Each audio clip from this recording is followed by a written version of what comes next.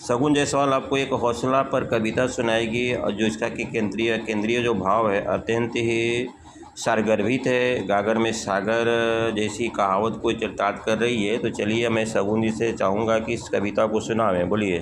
हौसला है तो कोई बाधा बड़ी नहीं होती, अंधेरे से लड़े बिना रोशनी नहीं मिलती। आगे बोलते चलिए।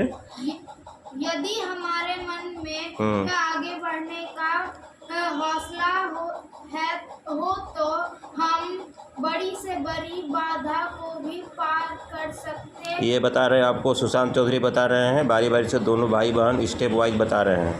चलिए आगे बोलिए, बोलते चलिए आप लोग। पार कर सकते हैं और आगे बढ़ने के लिए लड़ना अति आवश्यक है, क्योंकि रोशनी प्राप्त करने के लिए अंधेरे को हराना ही पड़ता है। चढ़ती है मकड़ी बार बार दीवार पर, चढ़ती है गिरती है गिरकर चढ़ती है।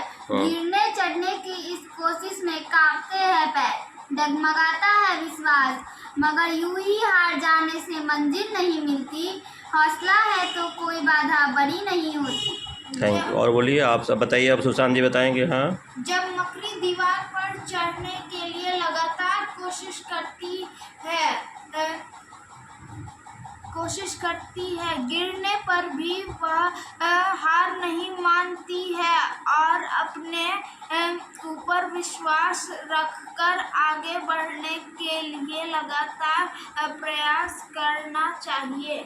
हाँ, तो चलिए शगुन चौधरी बताएगी कि इस कविता से आपको क्या शिक्षा मिली, क्या प्रेरणा मिली। हाँ, हमें इस कविता से यह शिक्षा मिलती है कि हमें चींटी के हमें हमेशा हौसला और विश्वास रखना चाहिए अपने ऊपर। चलिए सुशांत जी बताएंगे कि इस कविता से आपने क्या मोटिवेशनल स्टेटमेंट सीखा, या इसे क्या आपने कुछ आपके मस्तिष्क में क्या भावनाएं जगी। हाँ, इस कविता से हमारे मन में ये भावनाएं जगती है कि हम किसी भी चाहे किसी भी कोई भी मुसीबत हो, लेकिन हम उस मुसीबत को अपने ऊपर विश्वास और हौसले से पार कर सकते हैं।